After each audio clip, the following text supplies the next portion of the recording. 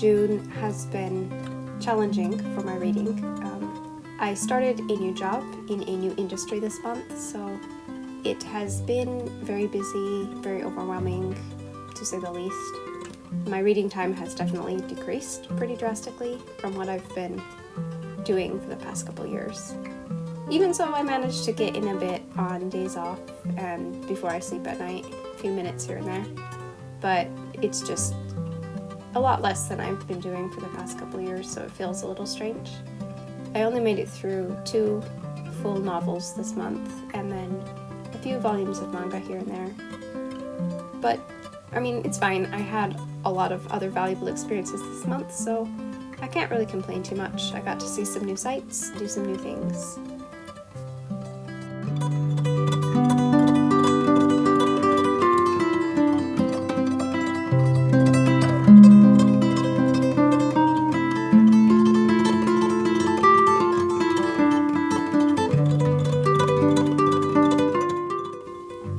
The first book that I read in June was The Hobbit by J.R.R. Tolkien. This was actually my reread of the month, and I chose this book because I've been wanting to read The Fellowship of the Ring in July for personal reasons. So I'm so glad that I chose to go with reading The Hobbit first, and I took the time to reread this book. It just feels so good to sit down and to read a genuinely good, well-written book. I haven't read this one since I was probably 12 or 13, at which time I did quite like it. I really enjoyed this book, but I think I liked it even better now, reading it as an adult. Just, wow, what a wonderful book. As a child, I remember having a strong impression of the Riddles in the Dark scene, and then also the scene with the trolls near the beginning of the book. But this time, I really enjoyed just the eeriness and the spookiness of Mirkwood, and then all of the wonderful elven songs, and also Smaug, who was quite a bit more frightening of a character than I remembered, and I really loved all of those scenes when Smaug appeared. So this time through, though, I especially enjoyed the very last chapter of the book. So I don't know how to describe it well in words. I'm not very good with words, but the last chapter just gave me these feelings of, I don't know, I guess I was just feeling similar things to what Bilbo Baggins was feeling as he went homeward.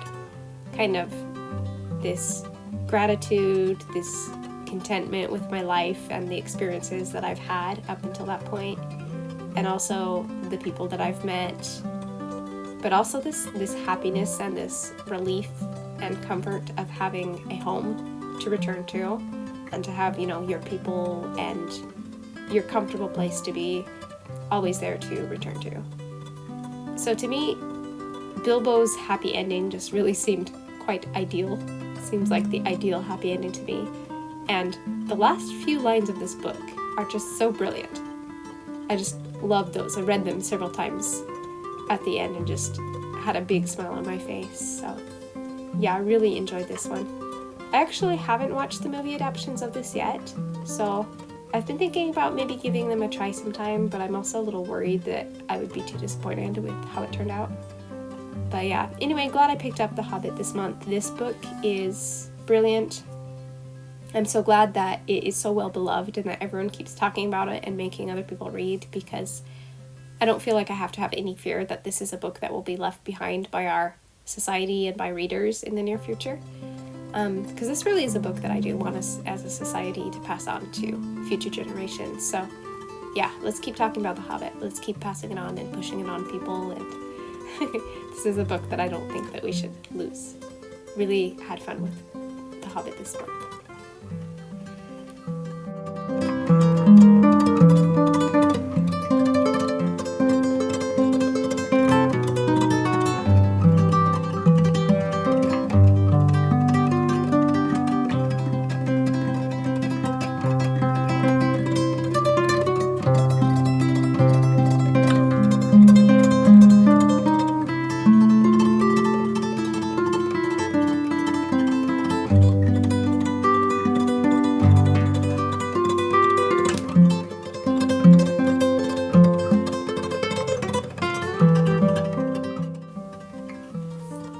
next book I read this month is a book that, quite frankly, I don't even know where to start talking about, and I don't even know what to say.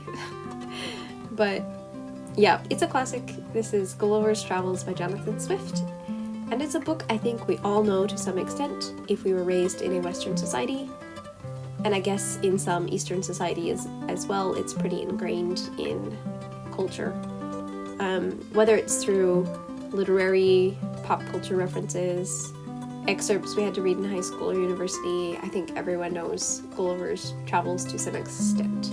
Even if you perhaps don't know that you know it, you do know it. So I was one of those who knew parts of the story. I knew the general premise, I knew some of the references, but I didn't actually know the book because I'd never read the entire thing. So I was glad to take the chance this month and finally read it. And my impressions are, wow, it's a very, very weird book. Completely whack. And completely intentionally so. That's not like a critique. It was very fun to see the actual scenes from the book that are referenced in films or books that I know quite well. I was surprised by how similar some of them were. Actually, how one-for-one some of them were as well. Like there's a famous scene in One Piece that I knew was in reference to Gulliver's Travels, but I didn't realize it was literally ripped right out of Gulliver's Travels and put into the One Piece world. So that was kind of fun. I also found myself frequently highlighting lines or passages in the book, and then I would share them with my mom and my sister, who are my classic reading buddies, and we all had a good chuckle over them. Like, wow, gosh, humanity sure hasn't changed much, have we? So, if you don't already know, this is a story of a man who goes on many voyages. He goes exploring around the world, and he somehow or other ends up stranded or lost in some strange land and society every single time. And he has to learn to live with the inhabitants of those societies and learn from them. So I definitely suggest reading this book. You might be surprised, as I was. There's a lot that will make you cringe, and a lot that will make you laugh, and a lot that will make you think. And all of that is, of course, intentional on the part of the author. Overall, it's very, very effective satire, I think, and I really enjoyed reading Gulliver's Travels. I think I actually enjoyed reading part 3 and 4 the most, although I enjoyed 1 and 2 as well. And I found the most scathing critiques of our society and the most thought-provoking content in parts 3 and 4, so yeah, I think it's definitely worth a read. I actually also found it quite remarkable how easy this book is to read.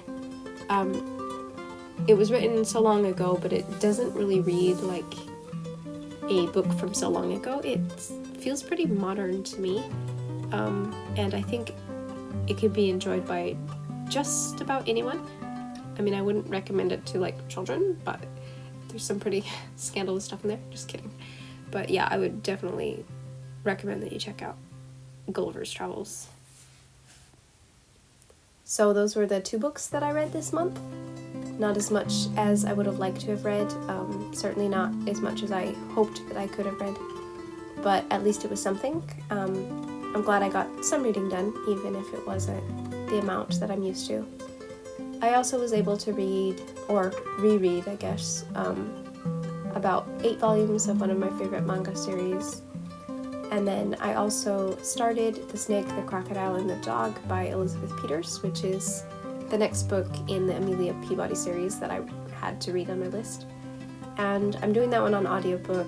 I listen while I commute to work in the morning, so it's good to have something to keep me awake and to keep me laughing, because it's quite funny. And then I'm also about halfway through Fool's Errand by Robin Hobb, the first book in the Tolkien trilogy, and I'm delighted that I'm enjoying it infinitely more than I enjoyed the Live Ship Traders trilogy. So I think that I will be continuing on with this Tolkien trilogy unless I hate the second half of the book. But I guess that will be a July read. I couldn't bring myself to finish in June. Just not enough time. There's a lot going on right now. So yeah, that was it for this month. I hope the next month we'll have more good reads and that we'll have more time to devote to reading and more time to think about what I've been reading. So I guess that's all for now, and thanks for listening.